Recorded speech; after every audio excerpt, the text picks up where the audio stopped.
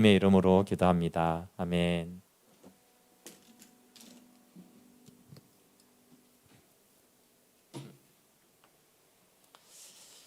네, 반갑습니다. 또 이렇게 한 주의 마무리, 금요일에 세상으로 가지 않고 또 하나님 예배하고 기도하는 자리에 나오게 하신 은혜를 또 감사합니다.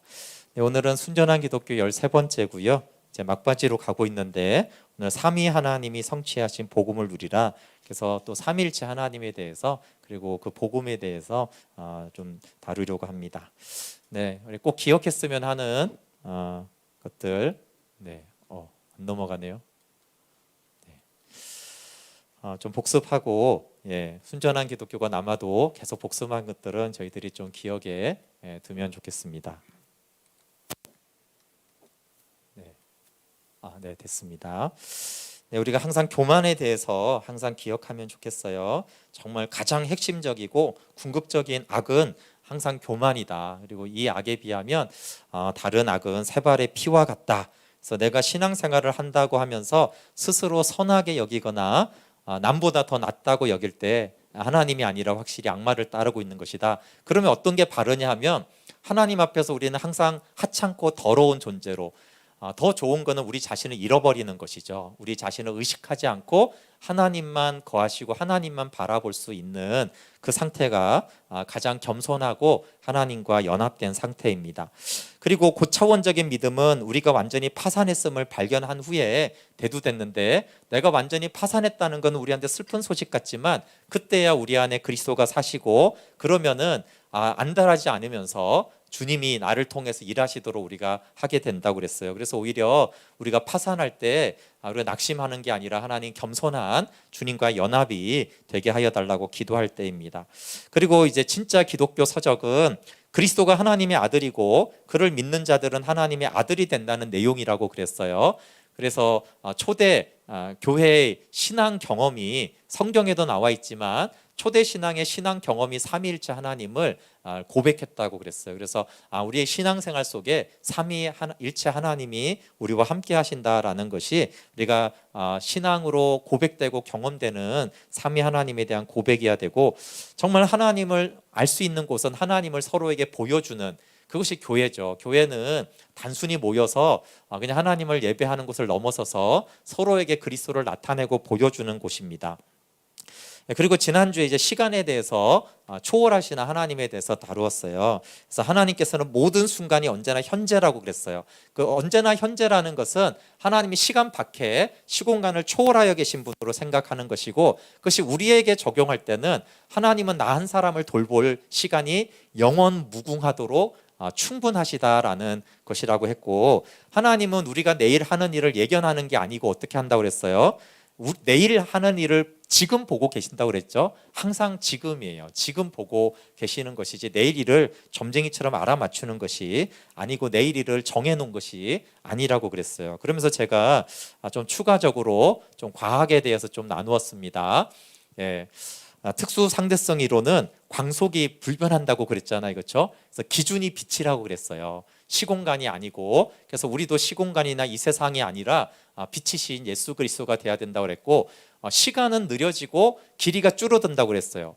시간이 느려지는 것처럼 느껴지는 게 아니고 실제로 시간이 줄어들어요. 그리고 공간이 줄어드는 것처럼 보이는 게 아니고 공간도 줄어들어요. 그래서 시공간은 드디어 더 이상 우리의 기준, 변하지 않는 불변의 법칙이 아닙니다. 그리고 중력도 중력은 시공간이 이렇게 꼬이는 것, 뒤틀린 것이 이제 중력인데, 중력이 강하면 또 시간이 느려진다고 그랬잖아요. 이렇게 시간이라는 것은 변하지 않는 게 아니라 변하는 것이라는 것을 알 수 있어요. 그러면서 또 양자역학이 놀랍게도 입자가 동시에 두 곳에 존재하고, 특별히 금속 안에 있는 자유전자는 그 금속 안에 모든 곳에 동시에 존재한다라고 했어요. 그러면서 무소부재하신 그 동시성이라는 건 시간을 초월하는 거거든요. 입자는 한 군데 있다가 시간이 지난 다음에 또 다른 장소에 있어야 되는데, 동시에 두 곳에 존재한다는 것은 이것 또한 시간을 초월한 거예요.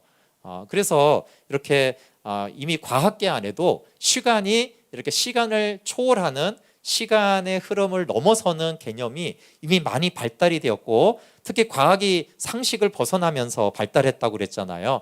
지동설, 지구가 돈다는 내용이나 만유인력의 법칙, 달이 떨어지고 있어요.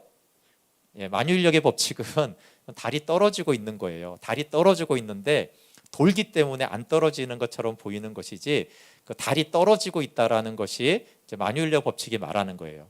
그러니까 우리 상식하고 다르죠. 우리가 보기에는 달이 안 떨어지지만 우리가 밤에 달을 보면 달이 그대로 있죠. 근데 사실은 달은 떨어지고 있는 거예요. 이게 이제 과학이 말하는 거예요. 그리고 뭐 상대성 이론과 양자역학은 정말 상상 초월이라고 했잖아요. 그러니까 잘 보세요. 상식을 벗어나면서 점점 벗어나면서 과학은 발달했어요. 근데 이게 상식을 점점 벗어나면은 믿음이 성장해요. 그래서 시공간에 초월한 우리가 하나님을 처음에 경험하죠. 근데 점점 우리가 하나님을 알아갈수록 하나님은 우리의 상식을 벗어나는 초월하신 만물 위에 계시는 하나님이라는 것을 알아갈수록 우리의 믿음이 과학이 발달하듯이 마치 우리의 믿음도 자라가는 것을 알 수 있어요. 그래서 제가 물리학자들은 물리 법칙과 상식 법칙을 같이 공존해 살잖아요. 마찬가지로 우리도 또 이 땅의 상식을 없애면 안 돼요. 이 땅의 상식 법칙과 땅의 법칙과 함께. 그렇지만 믿음의 법칙, 초월의 법칙, 영원의 법칙에 우리가 이미 거하여 있다라는 이 두 가지 사실을 동시적으로 살아가야 된다라고 했습니다. 네, 그리고 오늘은 계속해서 삼위 하나님을 좀 더 삼위일체 하나님을 우리가 봤는데 조금 더 보려고 합니다. 삼위 하나님을 아는 것은 하나님이 누구신가, 하나님을 아는데 굉장히 중요한 요소예요. 성부, 성자, 성령 하나님을 따로 아는 건 중요하지만 또 이 세 분의 관계가 어떤 관계인지를 아는 것이고, 그것이 하나님과 우리 관계라는 측면에서 삼위 하나님을 아는 것이 중요한데, 우리가 삼위일체를 말할 때 정육명체는 하나의 입체인 동시에 6개의 도형이라고 그랬잖아요. 그렇죠? 마찬가지로 하나님은 한 분 하나님이면서 동시에 세 분, 삼위로 존재한다라고 했는데, 이렇게 근데 우리가 성부 하나님, 성자 하나님 이렇게 말하면 서로가 선후 관계가 있는 것처럼 보여요. 성부 하나님이 먼저 있었고 그 다음에 언젠가 성자 하나님이 하나님을 낳은 것이 아닌가, 이런 이제 생각을 할 수가 있는데 그렇지 않다라는 거예요. 성부가 성자보다 먼저 존재한 것 같은 인상을 주는데, 성부가 홀로 거하던 때는 한 번도 없었어요. 잘 생각해 보세요. 성부 하나님 홀로 거하시던 때는 한 번도 없었고, 성부와 성자는 순서적으로 선후적으로 있는 것이 아니라는 거예요. 우리가 삼위 하나님을 생각할 때 이게 이제 잘 생각해야 되는데, 만약에 성부 하나님만 계시고 성자 하나님이 안 계시다가 어느 날 성부가 성자를 낳잖아요. 그래서 두 분이 되시잖아요. 그러면 삼위일체 하나님은 처음부터 삼위일체 하나님이 아니라 어느 기간 동안은 성부 하나님만 계셨다는 거잖아요. 근데 그런 게 아니고 처음부터 삼위 하나님으로 계셨다는 거예요. 그러면 성부가 먼저인데 어떻게 시간차가 없습니까? 라고 했을 때 사실은 하나님이 계실 때는 시간 자체가 없었기 때문에 먼저 시간이, 선과 후라는 건 시간이 있어야 되잖아요. 근데 하나님, 삼위 하나님이 계실 때는 원래 시간이 존재하지 않았을 테니까 시간이 없는데 전후 관계를 말하는 것 자체가 맞지 않고, 두 번째는 우리가 생각해 보세요. 머릿속으로 어떤 걸 상상해 보세요. 머릿속으로 우리가 어떤 것을 상상하면 상상을 했기 때문에 그게 나타나잖아요. 생각이 나잖아요. 근데 사실은 상상하는 순간 그 그림이 있는 거예요. 동시적인 것이죠. 그래서 등불에서 빛이, 또 난로에서 열이, 정신에서 생각이 흘러나오는 건 굉장히 동시적이잖아요. 그래서 마찬가지로 성부에게서 성자는 영구적으로 흘러나오는 것이에요. 그래서 성자는 성부의 기원은 맞지만 성부로부터 성자는 영구적으로 나오는 것입니다. 그래서 성자는 성부의 자기 표현이 뭐냐면 말씀이에요. 근데 하나님이 성부가 한 번도 말하지 않는 순간이 없기 때문에 성자는 언제나 있었다라는 거예요. 그래서 왜 이게 삼위 하나님이 처음부터 삼위 하나님으로 존재하시고 관계하셨다라는 것이 왜 중요하냐면 이 다음 내용을 말하려고 하는 것인데, 역동적인 사랑이 모든 것을 창조했다는 거예요. 근데 성부 하나님과 성자 하나님과의 관계에서 가장 중요한 것은 삼위 하나님이 사랑의 관계로 거하셨다는 거예요. 그래서 성부는 사랑으로 기뻐하시고 내어주시고, 또 성자 하나님은 성부에게 복종함으로 공경함으로 하나가 되셨잖아요. 근데 이 삼위가 하나라는 것이 중요한 것은, 그 하나라는 개념에서 가장 중요한 것은 사랑이라는 거예요. 사랑으로 하나가 된 것이라는 거죠. 그런데 만약에 이 사랑이라는 것은 인격체가 둘 이상이 되어야지 가능하다는 거예요. 근데 성부와 성자가 두 인격체가 있어야지 사랑의 관계, 그러니까 하나님은 사랑이시다 이렇게 말하는데, 만약에 성부만 있었던 시절이 있었다고 생각해 보세요. 그렇지 않다고 했지만 성자는 없고 성부만 있던 시절이 있다고 생각을 해보면, 그러면 그때 성부 하나님은 사랑이 아니잖아요. 인격체가 하나밖에 없을 때는 사랑이라는 걸 할 수가 없잖아요. 그래서 성부와 성자는 처음부터 함께 계셨다는 거예요. 그러니까 처음부터 사랑이시라는 거죠.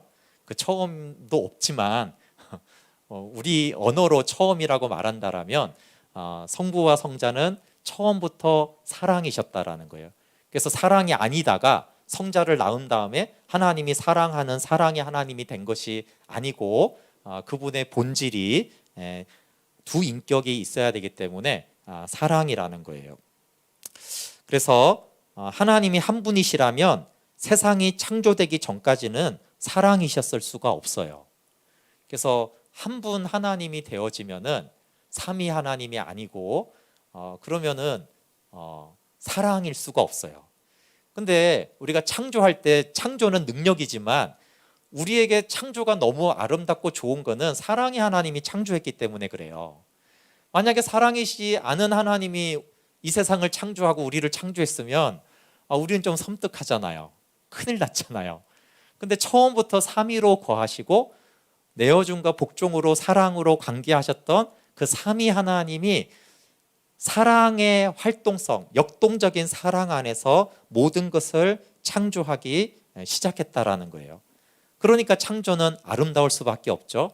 그래서 이 창조에는 사랑이 들어가 있고, 피조물들을 사랑하고 피조물들이 서로 사랑하는 관계로 그렇게 하셨습니다. 그래서 두 인격체 사이에 생생하고 역동적인 사랑의 활동이 모든 것을 창조했다라는 거예요. 이것이 다른 종교와 기독교의 차이인데, 다른 종교에는 신이 이렇게 사랑으로 하나 된 존재에서 창조한 게 없어요. 만들어낸 이런 신화들은 많지만 이런 삼위 하나님의 사랑의 하나님이 창조한 것은 기독교가 유일합니다. 그래서 기독교의 하나님은 정적인 존재가 아니라 역동적이고 활동적이고 생명이 충만하고 일종의 드라마 같은 분인데, 좀 경건치 못한 표현 같지만 춤 같은 하나님이세요. 춤에 가까운 분이시다. 그걸 페레코레시스라고 삼위일체를 연구하는 학자들이, 그 삼위일체 하나, 여기에서 성부, 성자, 성령이 왼쪽의 그림이 춤추는 거거든요. 그래서 세 분이시지만 손을 잡고 춤추는 그 하나님은 이제 하나인 것이죠. 또 춤추는 그 모습이 하나인데, 굉장히 이 말은 춤이라는 것은 역동성을 가지고 생명력을 가지고 있다라는 것입니다. 그래서 성부와 성자의 연합은 그 연합 자체를 또 하나의 인격체라고 할 만큼, 그래서 삼위 하나님이 각각 인격체이시고 성부와 성자의 연합된 그 결합도 또 하나의 인격이라고 말할 수가 있는 것이에요. 그리고 중요한 것은 이 성부와 성자의 생명이 결합될 때, 성부와 성자가 연합이 될 때 진짜 인격체이신 성령 하나님이 나오셨어요. 그래서 셋째 위를 성령 하나님의 영이라고 말합니다. 그러니까 아버지와 아들의 그 하나됨이 하나의 인격적인 하나님이신데, 하나인 하나님이신데, 거기서 실제로 삼위 인격적인 하나님이 나오셨다. 그래서 삼위, 성삼위 하나님, 삼위일체 하나님이라고 우리가 말합니다. 그 성령은 우리를 통해 항상 움직이시죠. 성부, 성자, 성령 하나님이 어떻게 일하는지 규정하는 것은 아니지만 마치 그래도 우리가 성부 하나님께 기도한다면 성부 하나님 우리 앞에 있는 하나님이라면, 성자 하나님은 우리 옆에서 우리 기도를 도우시는 하나님이라면, 성령 하나님은 우리 안에서 또한 우리 뒤에서, 우리에게 보이진 않지만 우리를 통해서 일하시는 분이 성령 하나님이라고 할 수 있습니다. 그래서 하나님은 사랑이세요. 그래서 이 삼위 하나님은 사랑이시다라는 것과 굉장히 연관성이 있어요. 왜냐하면 홀로는 사랑일 수가 없다고 했잖아요. 그러니까 처음부터 사랑이신 그분이, 그러니까 어느 날 우리가 창조하고 나니까 우리를 사랑하기 시작하거나 우리가 죄인이 되니까 불쌍해서 사랑한 게 아니라, 그분이 처음부터 사랑이시기 때문에 그 사랑으로 창조했고, 피조물을 사랑했고, 비록 우리가 타락했어도 여전히 우리를 사랑한 것은 그분이 삼위일체 하나님의 특징이 사랑이시기 때문이고, 그래서 삼위 하나님이 함께 계셨기 때문이에요. 그래서 그 하나님은 인간을 통해서 그 사랑을 나타내는데, 특별히 그리스도를 고백하는 이 교회 공동체를 통해서 그 사랑을 나타내는데, 이 사랑의 영은 영원 전부터 계셨어요. 그래서 이 삼위 하나님은 마치 솟구쳐 오르는 분수와 같다고 표현할 수 있어요. 그러니까 이것은 우리와의 관계에서 이제 삼위 하나님은 이제 하나가 되어 계시는데, 이제 이 안에 이제 맨 가운데 신자 성도가 아버지와 아들 안에 이제 들어가야 되잖아요. 그래서 삼위 하나님에게 들어가는 것은 마치 춤을 추는 삼위 하나님 안에 우리가 들어가는 것과 같다는 것인데, 그래서 역동성이 있는 드라마와 같은 그 생명 속에 우리가 들어가는 것이고, 그러니까 그 생명은 굉장히 약동하는 생명입니다. 우리 각 사람은 그 양식 속에 들어가고 이 춤에 참여해야 되는 것입니다. 그래서 우리가 따뜻해지려면 이제 옛날에 이렇게 불 가까이, 난로 가까이 갔잖아요. 그리고 몸을 적시려면 여름 가운데 어떻게 해요? 물 속에 첨벙 들어가면 되죠. 마찬가지로 이 삼위 하나님 안에 기쁨과 능력과 평화와 영원한 생명이 삼위 하나님 안에 가득해요. 그러니까 이 삼위 하나님 앞에 가까이 나아가면은 그게 기쁨과 능력과 평화와 영원한 생명을 우리가 얻게 되어지는데, 여기 이제 분수에 막 사람들이 있잖아요. 근데 분수에 사람들이 가까이 가면 어떻게 되겠어요?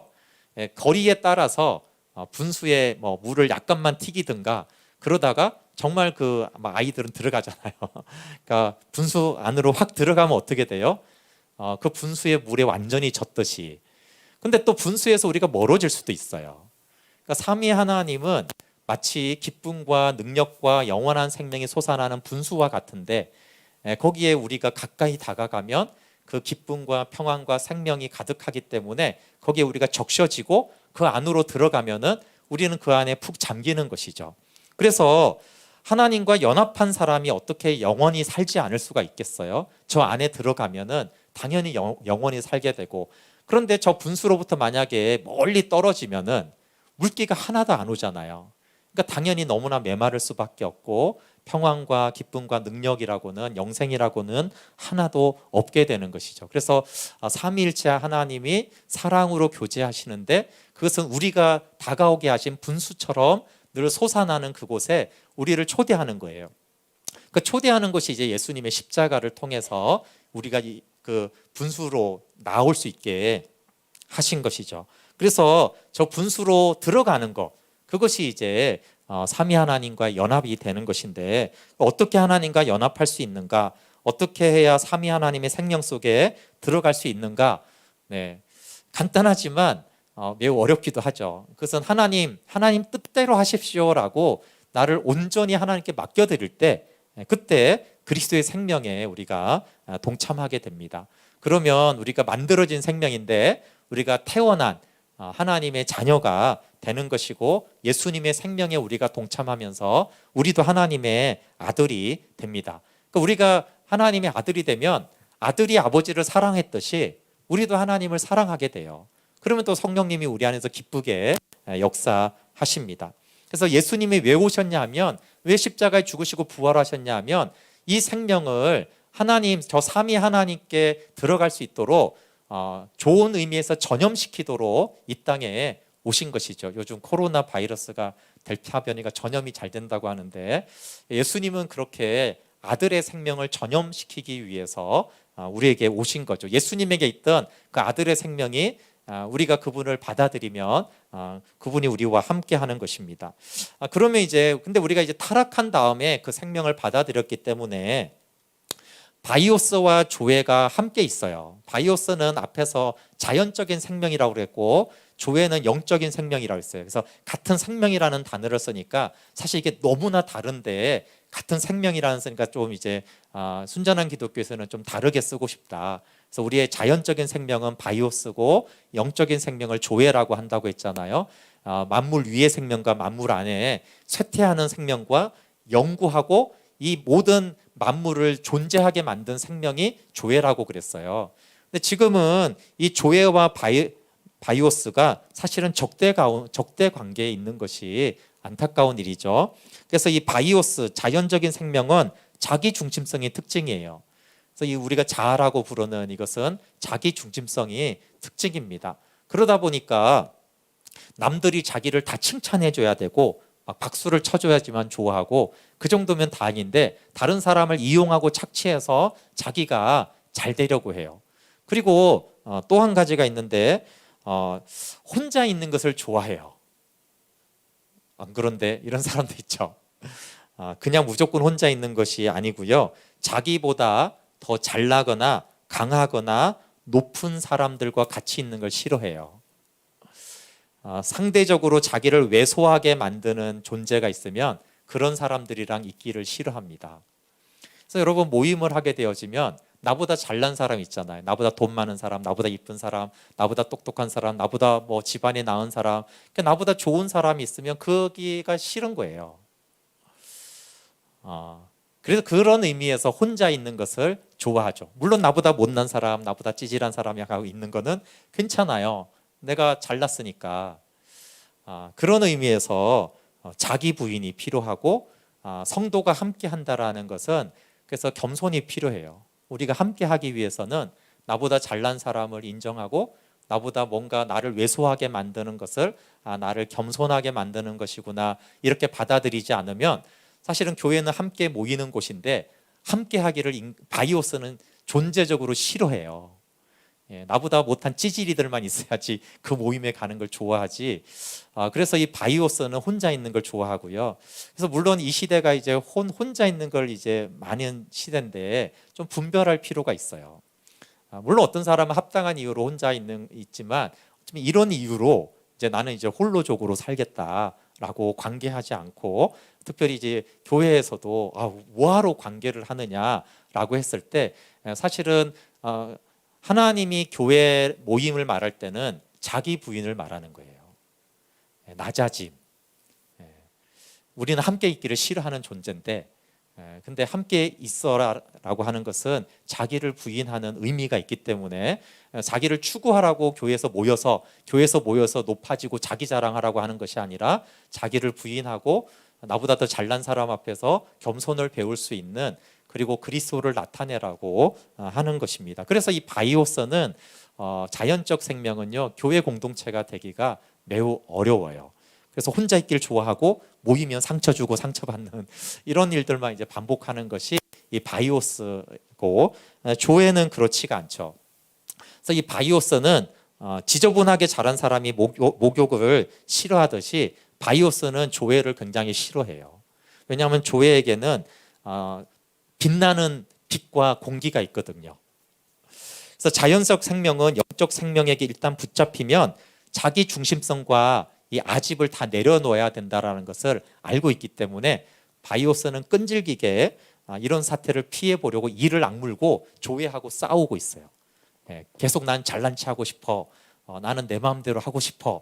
나는 이기적으로 내 중심적으로 하고 싶어. 이렇게 하는데 조회한테 딱 잡히면 조회가 더 강하다라는 것을 본능적으로 알고 있기 때문에 이 자아는 계속 도망다니고 있습니다.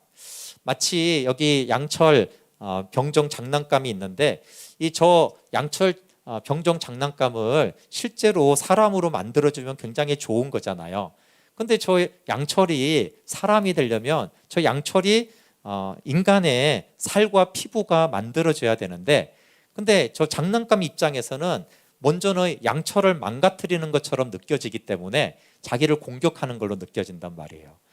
그래서 네가 장난감에서 내가 사람으로 만들어줄게라는 사랑과 은혜를 베푸는 것인데, 장난감 입장에서는 나의 양처를 망가뜨리려고 하는 적이구나 이러면서 이제 계속 저항하고 있는 것이 마치 우리들의 이 바이오스를 지키려고 하는 우리의 모습이죠. 근데 그 바이오스를 끝까지 지키려고 하는 이상 우리는 사람이 될 수가 없어요. 조회가 될 수가 없는 것이죠. 그래서 하나님은 이 장난감을 사람으로 만들어주기 위해서 하신 이유가 성자가 이 땅에 오신 것입니다. 전지전능한 창조주가 태아와 아기가 되어서 이 땅에 태어나신 것이죠. 그건 정말 우리가 달팽이가 되고 지렁이가 되는 것보다 더 놀라운 낮아짐이었습니다. 그래서 성육신하신 예수님은 모든 사람이 원래 갖추어야 될 그 모습을 보여주고 있어요. 어떤 그리스도인이 가장 좋은 그리스도인인가를 생각하면 우리가 사람을 보는 것은 좀 불완전하고요. 예수님이 우리가 거듭나서 가장 온전한 생명으로 충만해졌을 때 성육신하신 예수님처럼 살아가는 거예요. 그러니까 그 예수님의 이 땅에 성육신하신 삶은 바이오스, 육적인 생명은 살 수 없고요. 조회도 우리가 어리면은 살 수가 없죠. 근데 그 조회의 생명이 점점 충만해지고 자라가면은 예수님처럼 살아가게 되는 것이고, 그래서 우리가 영으로 조회로서 살아가는 삶이 무엇일까를 생각할 때는 예수님이 그 모습을 보여준 것이죠. 예수님이 어떻게 그 복음을 성취하셨냐 하면, 예수님 안에 있는 인성은, 예수님 안에 있는 인성이 하나님의 아들됨과 연합되어 있었어요.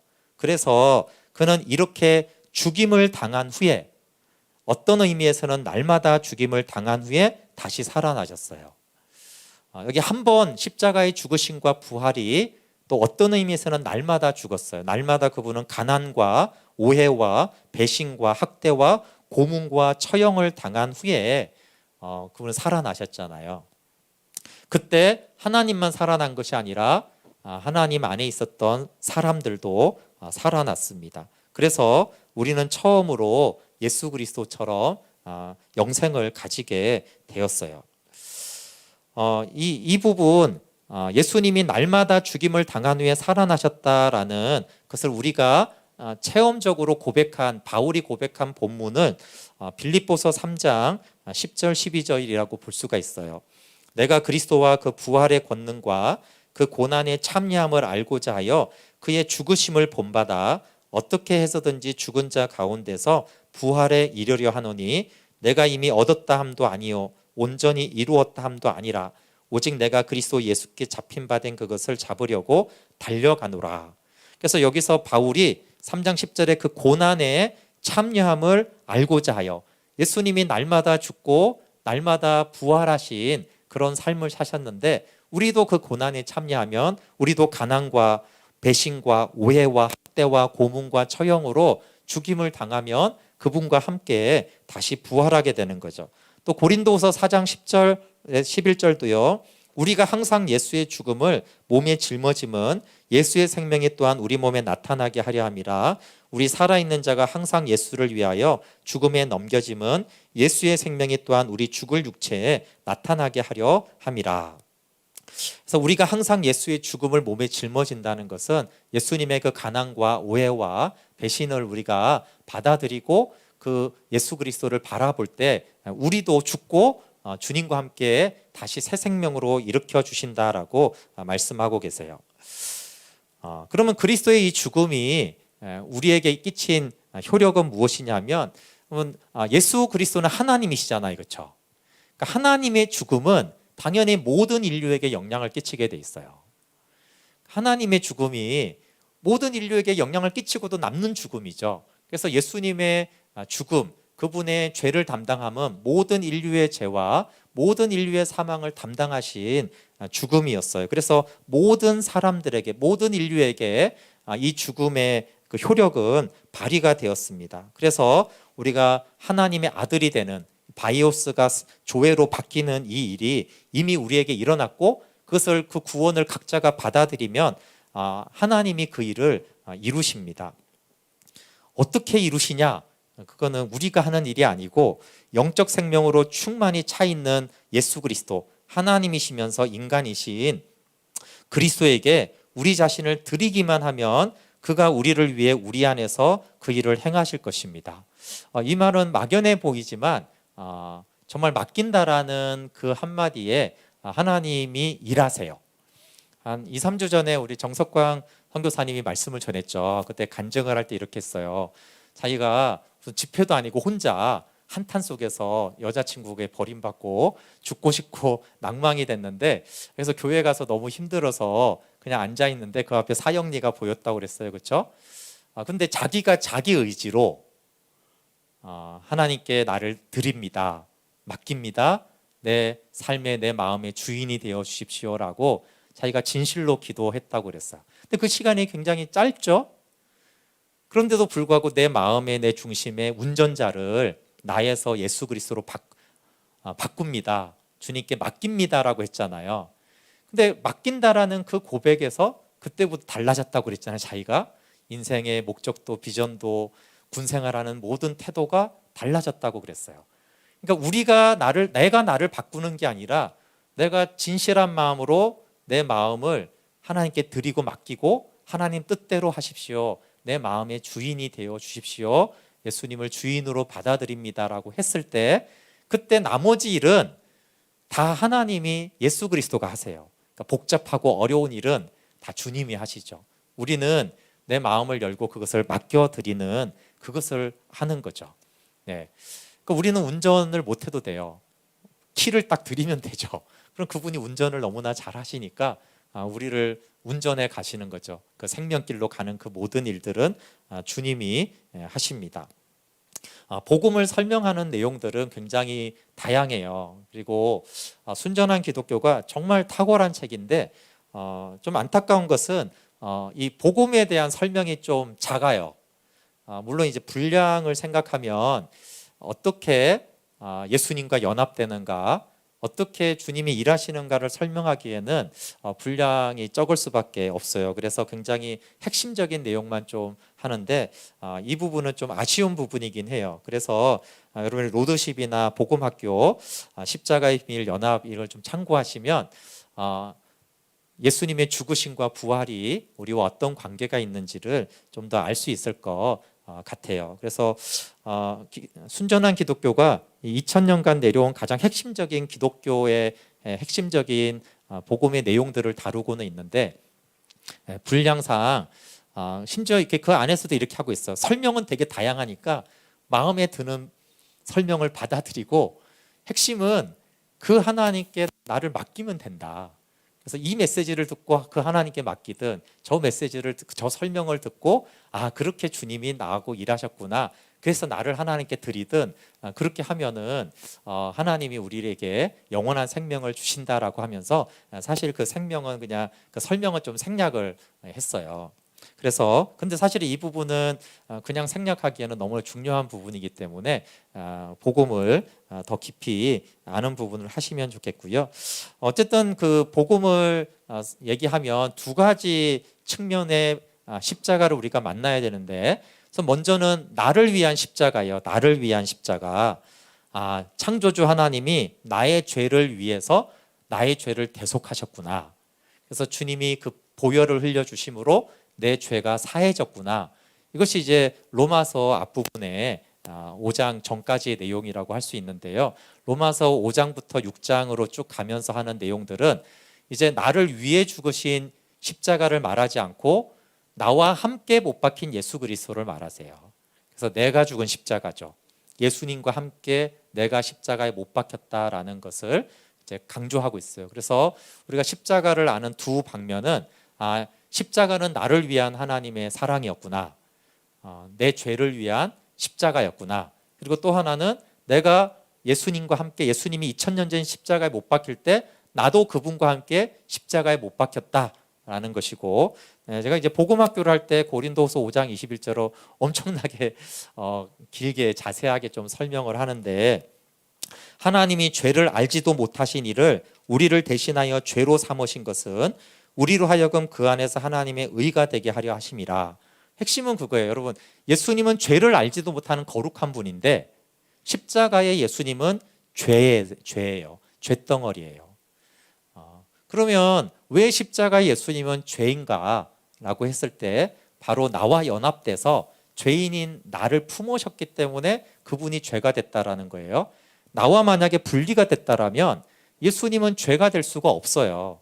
근데 그분이 나를 품었고 나를 안았고 내가 그 안에 거하기 때문에 내가 이제 죄로 예수님을 오염시킨 거죠. 그래서 거룩한 예수님은 죄가 되셨어요.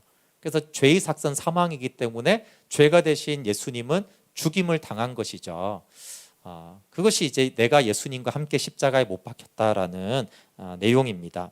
하나님의 아들 예수 그리스도, 그 아들을 믿으면 하나님의 아들이 된다라는 이 내용은 지난주 말씀대로 저 너머의 세계에서 하나님이 영적으로 이룬 그 영원한 일들을 우리가 이 땅에서 믿음으로 받아들일 때 이 땅에서 우리가 실제가 되는 사건이기 때문에요. 그래서 내가 죽은 십자가를 이제 고백하는 내용이 갈라디아서 2장 20절이거든요. 내가 그리스도와 함께 내가 십자가에 못 박혔나니 그런즉 이제는 내가 사는 것이 아니요 오직 내 안에 그리스도께서 사시는 것이라. 이제 내가 육체 가운데 사는 것은 나를 사랑하사 나를 위하여 자기 자신을 버리신 하나님의 아들을 믿는 믿음 안에서 사는 것이다. 네, 그래서 내가 예수님과 함께 십자가에 못 박혔다라는 이 고백이 무엇인지를 우리가 잘 알아야 됩니다. 잘 모르겠으면, 이해가 안 되면 로드십과 복음학교를 들으시면 거기 자세하게 내용이 나와 있습니다. 또 하나 이제 로마서 6장 4절에서 대표적으로 이것을 말하고 있죠. 그러므로 우리가 그의 죽으심과 합하여 세례를 받음으로 그와 함께 장사되었나니 이는 아버지의 영광으로 말미암아 그리스도를 죽은 자 가운데서 살리신 것 같이 우리도 또한 새 생명 가운데 행하게 하려 함이라. 그래서 나를 위해 내가 여기 있고 예수님이 저기 나의 죄를 가지고 죽었구나라는 면만 있는 것이 아니라 우리가 예수님의 죽으심과 함께 세례받았다. 세례가 그런 의미예요. 함께 죽었다. 그리고 함께 일으킴을 받아 새 생명으로 살게 하셨다라는 부분이 복음의 핵심인데 이 부분은 좀 순전한 기독교에 좀 부족한 부분이 있기 때문에 다른 부분들을